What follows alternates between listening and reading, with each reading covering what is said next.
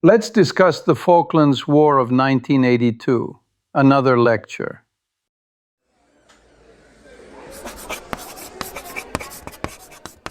I'm Alexei. Let's begin with the foundations. It's important to understand the conflict with precision, and then let the implications unfold naturally. Hi, I'm Priyanka. I'm here to ask the questions that, keep the rest of us oriented while we learn the details. To frame our discussion in layperson terms, the Falklands War was a short, intense conflict in 1982 between Argentina and the United Kingdom over a remote South Atlantic archipelago. There was no formal declaration of war.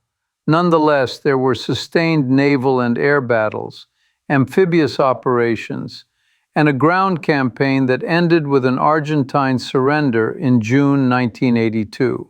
In simpler terms, two states fought hard over islands. One occupied them, the other sailed 8,000 miles to reverse the occupation. Basically, it was a war without saying the word war. And a lot of ships, aircraft, and later, soldiers.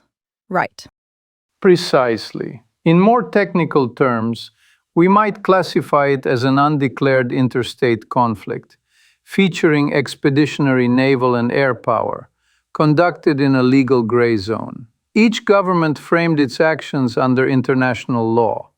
The United Kingdom secured United Nations Security Council Resolution 502, condemning the use of force and demanding Argentine withdrawal. Argentina characterized its move as the recovery of its own sovereign territory.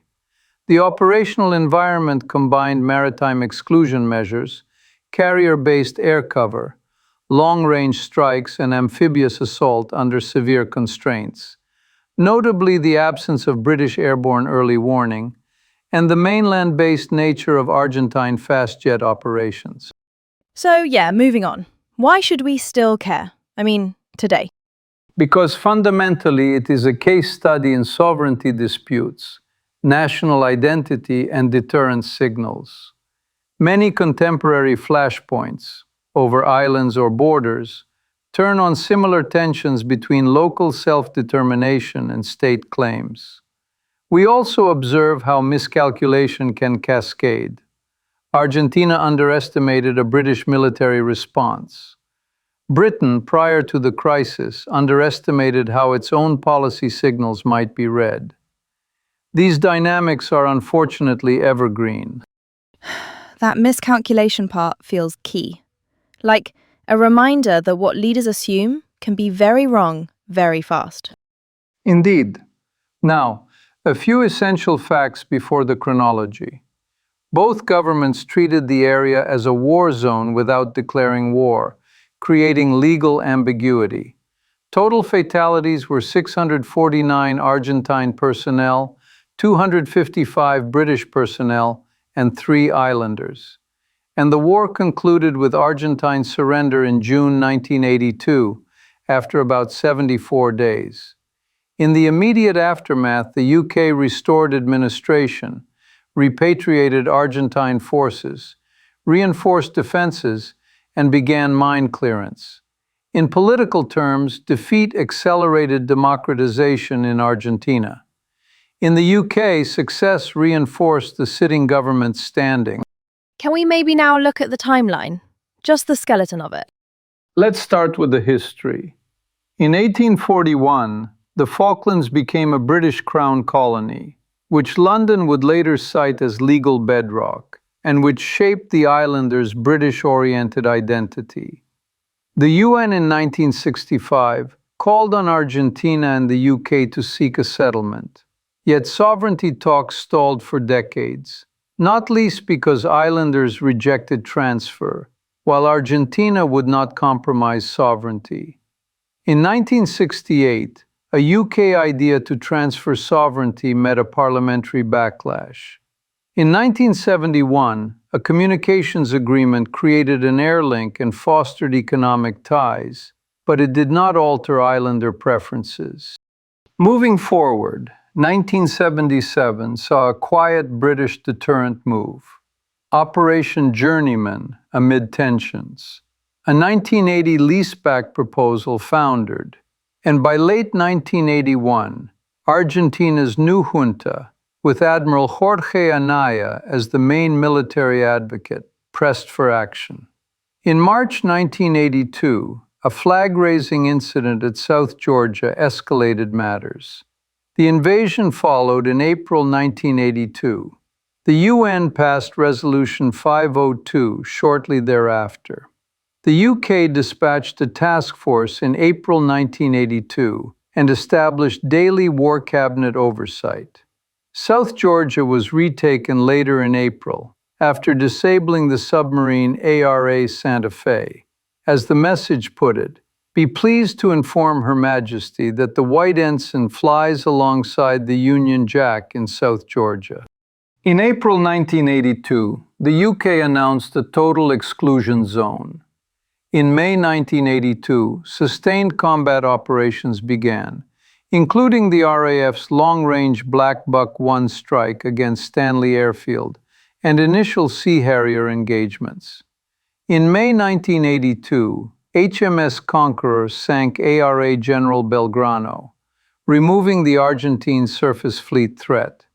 Shortly afterward, HMS Sheffield was struck by an Exocet and later sank, the first Royal Navy warship lost in action since the early 20th century.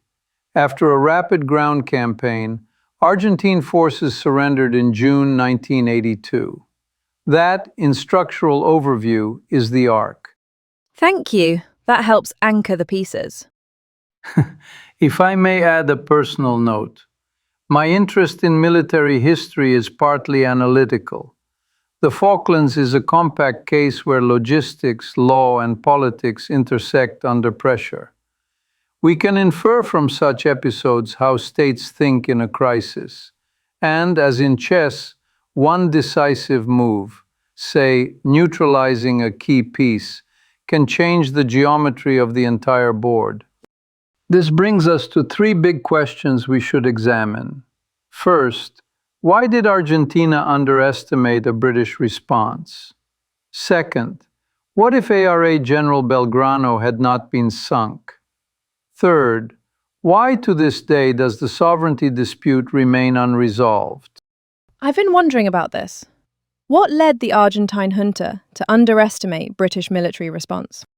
Context first. By late 1981, Argentina's junta faced economic crisis, civil unrest, and the legitimacy shadows of the dirty war. Admiral Jorge Anaya was the main architect of a military solution.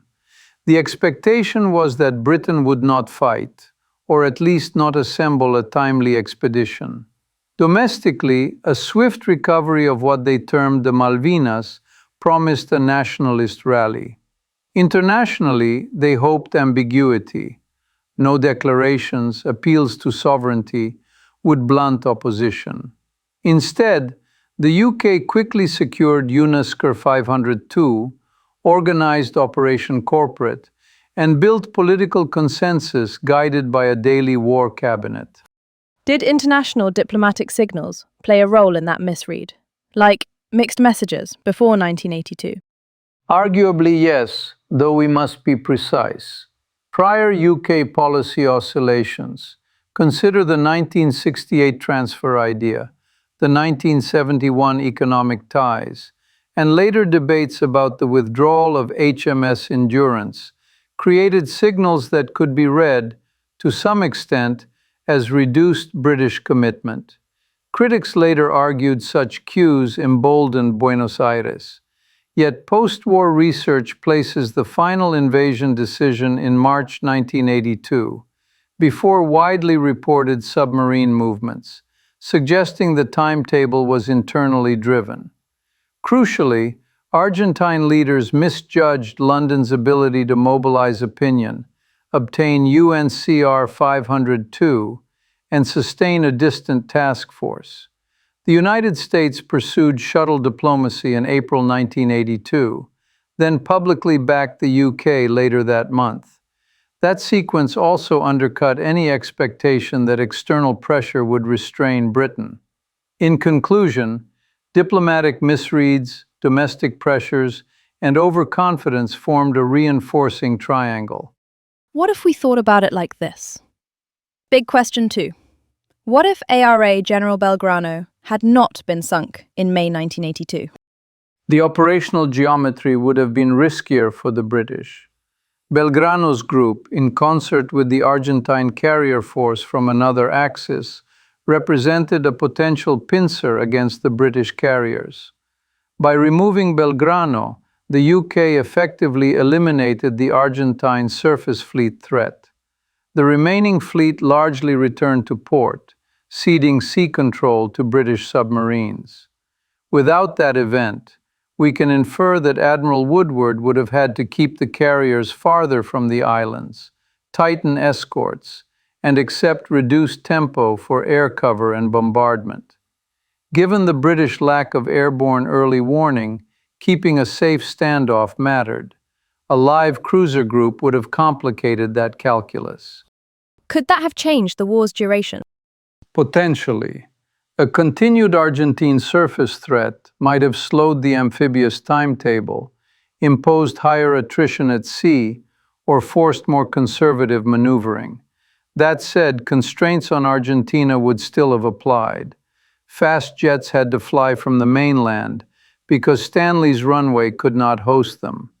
Loiter times were short, and British Sea Harriers proved consistently effective in defense, despite deconfliction frictions with shipboard missiles.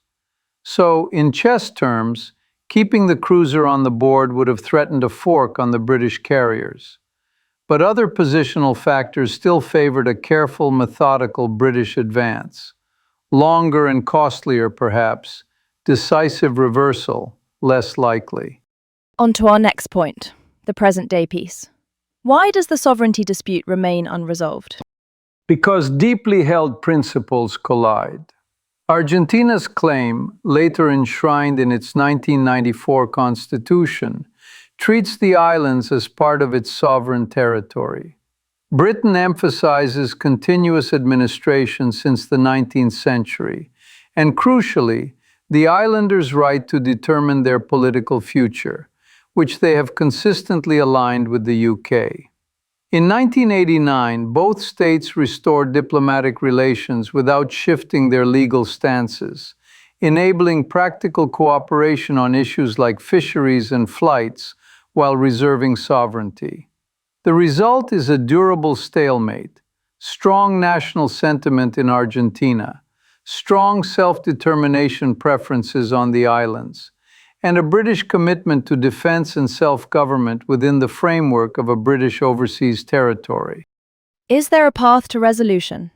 Or, maybe, just better management? Practically, confidence building and functional cooperation have proven feasible. That path, talks without prejudice to sovereignty, followed the Madrid pattern. A definitive settlement would require reconciling incompatible red lines: sovereignty for Argentina and self-determination for islanders under British sovereignty. Further research should examine diplomatic design spaces that respect community preferences while lowering tension. Incremental arrangements on connectivity, resource management, and humanitarian concerns. The sovereignty question itself, however, remains unresolved by design. Building on that, can we note a few operational lessons that stuck with you? Certainly. First, the absence of British airborne early warning forced reliance on ship radars and combat air patrols, tightening reaction times against sea-skimming threats like Exocet. Second, Sea Harriers equipped with modern missiles were often more decisive than ship-launched weapons in stopping low-level attackers, though air-sea deconfliction remained a constant challenge. Third, Argentine air operations, compelled to launch from the mainland, faced inexorable fuel and time constraints. Pilots frequently struck targets of opportunity. Fourth, deception mattered. Escuadrón Phoenix decoy flights sought to stretch thin British caps, albeit at high risk, as shown by the Learjet loss in June 1982. Finally, special operations and intelligence cooperation, including the retaking of South Georgia after disabling ARA Santa Fe, demonstrated how small, well-timed actions can produce outsized strategic effects. So, I guess that kind of sums it up. A short war with very long shadows, and a reminder that signals, logistics, and local preferences all matter more than slogans. To summarize, the Falklands War was an undeclared 10-week conflict that began with the April 1982 invasion and ended with the June 1982 surrender. We asked three questions: why Argentina misread Britain's response, how the war might have evolved had Belgrano survived, and why the sovereignty dispute endures. For listeners who wish to go further, consider exploring other territorial sovereignty disputes. The comparative method is clarifying. Thank you for listening, and in conclusion, this then completes our present analysis. Thank you, Professor. And thanks everyone for being with us today. Goodbye.